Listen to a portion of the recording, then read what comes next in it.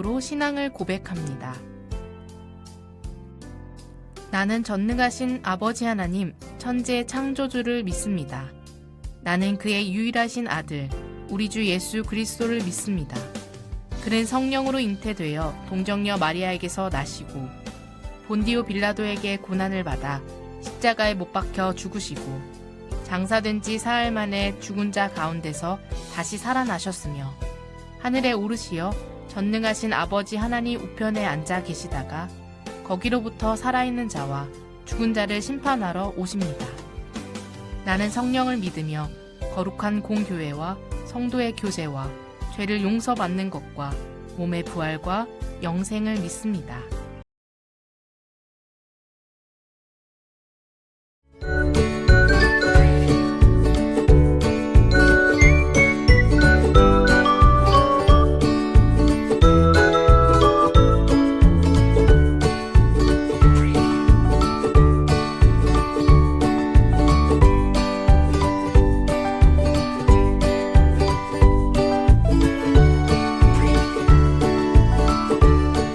말씀은 마태복음 3장 16절 17절의 말씀입니다.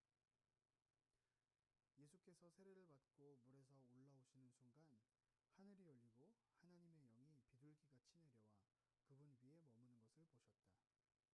성령과 더불어 한 음성이 내려왔다. 이는 내가 사랑으로 선택하고 구별한 내 아들, 내 삶의 기쁨이다. 아멘. 6월 셋째 주 예배에 오신 여러분들을 주님의 이름으로 환영합니다. 자, 오늘도 우리는 예수님의 인생에 대해서, 예수님의 생애에 대해서 같이 한번 보려고 합니다. 마태복음 3장 16절과 17절의 말씀인데요. 오늘 말씀은 새 번역, 메시지 성경이라고 하는 버전으로 한번 읽어봤어요.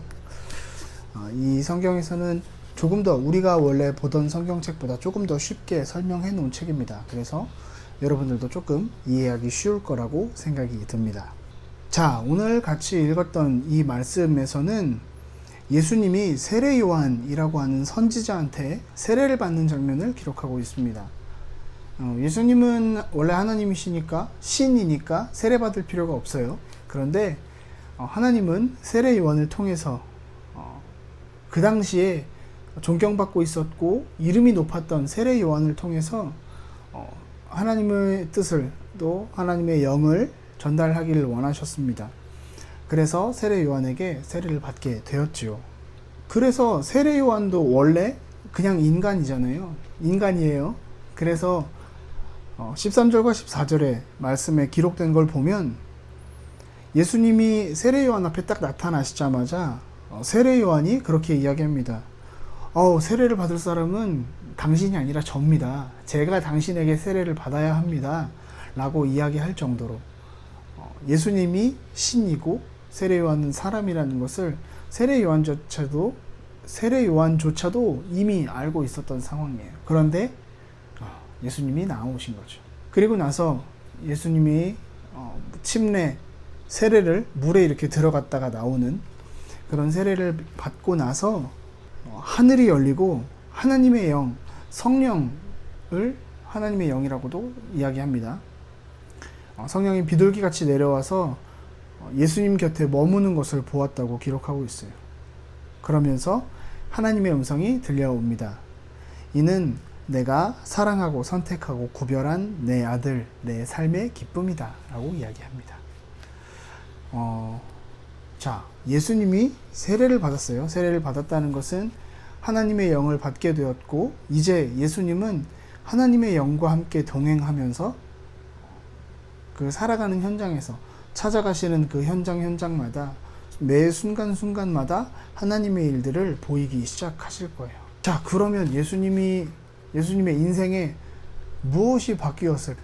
예수님은 이전에도 사람들이랑 똑같이 살고 있었고 하나님의 일을 맡아 하기 전부터 이미 인간의 삶을 계속 살아가고 있었습니다. 계속 똑같이 살고 있었다는 얘기예요. 그런데 이 세례를 받고 나서 뭐가 바뀔 거라고 생각할까요? 자, 막 우리한테 생각해봐요. 이제 하나님이 내 뒤에 있어요. 같이 가는 데마다 같이 있으면서 하나님이 야 이렇게 해라 라고 하면 딱 이렇게 해. 그러면 막 기적이 일어나고 막 그럴 것 같잖아요.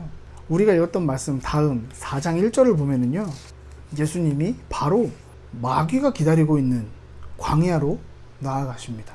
아니 막 그러면은 막 마귀 있는데 가면은 막 마귀가 무릎 꿇고 막 예수님한테 절하고 잘못했어요 막 그래야 될 것 같은데 당당하게 예수님을 시험합니다. 그런 장면을 볼 수 있습니다. 예수님은 여기서부터 예수님의 능력을 보여주셨습니다. 마귀가 이야기하는 대로 그렇게 이야기를 하지 않고 그렇게 행동하지 않고 오직 하나님의 방법대로 하나님의 영을 받은 사람처럼 그렇게 하나님의 뜻대로만 마귀를 물리쳐가기 시작하십니다. 마찬가지예요, 여러분. 예수님이 성령을 받았다고 해서, 세례를 받았다고 해서 그분의 삶이 드라마틱하게 뭔가 바뀌고 막 계속 놀라운 일들이 일어나고 그랬던 게 아니라 변했던 건 예수님의 마음뿐이었습니다. 그 마음에 하나님의 함께 하심을 느끼고 하나님의 영이 함께 하심을 느끼고 이제 하나님께서 예수님에게 계획하신 그 모든 것들을 차근차근 해나가는 일만 남았다는 이야기입니다. 물론 신이니까 무슨 일이든 할 수 있었을 거예요. 그런데 예수님은 그분의 마음대로 하지 않았다는 거예요. 하나님의 영이 함께 하심으로 그 하나님의 영을 하나님의 말씀을 따라서 하나님 앞에 그의 삶을 내어드리고 결국 십자가에 죽으시고 살아나시기까지 그렇게 하나님이 맡기신 일을 차근차근 해 나갔던 것입니다. 저번 주에 전도사님이 이제 여러분들이 하나님 앞에서 하나님 앞에 계속 나아가서 교회에 와서 또 예배하면서 그 모든 순간에 기뻐하고 또 재미있게 하나님 앞에 나아갔으면 좋겠다. 또 우리의 죄를 알게 되고 하나님 앞에 고백하면서 주님 앞에 기뻐 뛰며 찬양하면서 예배했으면 좋겠다고 이야기를 했잖아요. 여전히 우리의 상황은 똑같을 거예요. 그런데 우리가 하나님이 함께 하심을, 하나님이 우리와 함께 하심을 알기 때문에 우리의 생각과 마음이 좀 바뀌었으면 좋겠어요. 맨날 재미없고 지루한 삶에만 있는 것이 아니라 한 걸음 더 나아가서 하나님이 우리에게 살게 하시는 그 삶을, 하나님이 가게 하시는 곳, 또 만나게 하는 사람, 또 하게 하는 그 모든 일들을 기쁘고 신나게 해 나가는 겁니다. 하나님의 영이 함께 하심으로 말입니다. 상황과 환경은 여전히 바뀌지 않을 거예요. 여전히 학교에 가야 되고, 여전히 내가 싫어하는 친구들, 좋아하는 친구들을 다 만나야 되고, 내가 좋아하는 집, 혹은 내가 마음에 들지 않는 그 집에 계속 살아야 합니다. 그런데 우리가 바꾸어야 할 것은 우리의 마음이다 라는 이야기입니다. 우리의 마음을 고쳐먹고 하나님이 함께 하시면서 하나님이 내 삶을 이끌어 가신다는 것 인정하고 그 하나님과 동행하는 우리의 삶이 되었으면 좋겠습니다. 그 시작이 오늘 예배가 될 겁니다. 이 말씀을 듣고 이 말씀을 같이 읽고 하나님이 이렇게 함께 하심을 기억하며 또 그 주님을 만나는, 그 하나님이랑 동행하는, 같이 가는 우리의 삶이 되었으면 좋겠습니다. 전사님이 기도할게요. 하나님, 언제나 우리와 함께 하심을 믿습니다. 하나님, 예수님께서 세례를 받고 나서도, 하나님의 영을 받고 나서도 그분이 나아갔던 곳은 광야였던 것을 기억합니다. 하나님, 그래서 우리가 하나님 앞에 나아갈 때, 우리가 하나님을 찬양하고 예배하고 하나님의 말씀을 읽을 때 하나님, 우리가 살아가는 그 모든 순간에 오직 하나님을 따르게 하여 주시옵소서.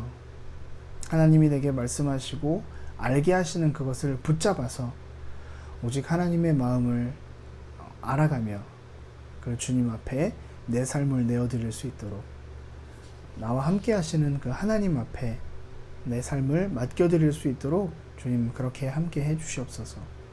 언제나 우리와 함께 하시고 역사하시는 주님을 찬양합니다. 예수 그리스도 이름으로 기도합니다. 아멘. 하늘에 계신 우리 아버지, 아버지의 이름을 거룩하게 하시며 아버지의 나라가 오게 하시며 아버지의 뜻이 하늘에서와 같이 땅에서도 이루어지게 하소서.